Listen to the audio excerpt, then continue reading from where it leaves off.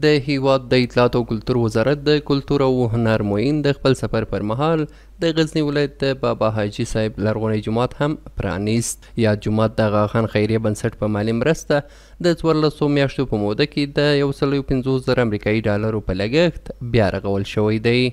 د کلتور او هنر معین د غزنی د تمدني او فرهنګي ځانګړتیاوو ته په اشارې سره وویل چې د اسلامي امارت مسؤلین د دې ولایت پر وضعیت پوره پاملرنه کوي. غزنی د تمدن، د فرهنګ او د مسلمانانو دغه اسلامي زیب او زینت هغه ښایسته ځانګویه ده.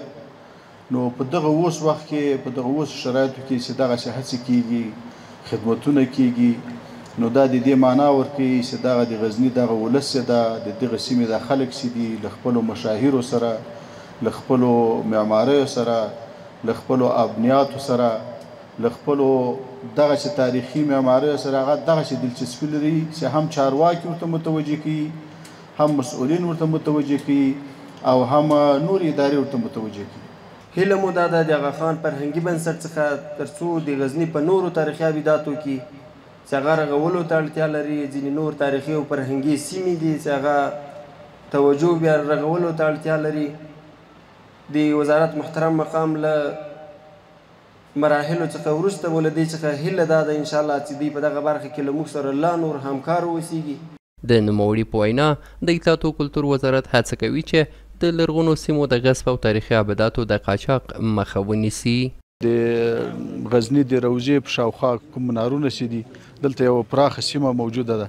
نو دلته هم ځینو خلکو کوشش کاوه چې دلته یو تجارتي بڼه ورکړي او هلته مارکیټونه جوړ کړي. نو هغه د غزني د اطلاعات کلتور ریاست په هڅو باندې، د موږ په توجه باندې او د مرکز په توجه باندې نو د دغه لوی تجارتي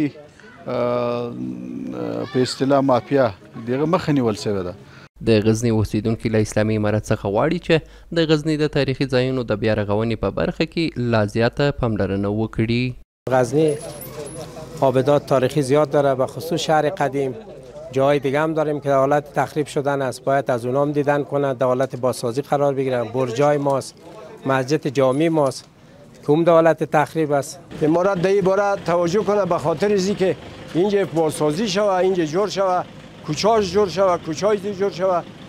سعی خوب داره، منطقه بازدید داره، آثار تاریخی در اینجا فرامون است، هر چیز در اینجاست. د بابا حاجي جومات چې د بابا حاجي صاحب په نوم هم مشهور دی د غزني د زاړه ښار په لویدیځ کې په 2 منزلونو کې جوړ شوی دی. دا د غزني تر ټولو پخوانی جومات ګڼل کیږي او ویل کیږي چې دا جومات د نږدې 2500 کاله وړاندې د بودایانو د عبادت ځای و.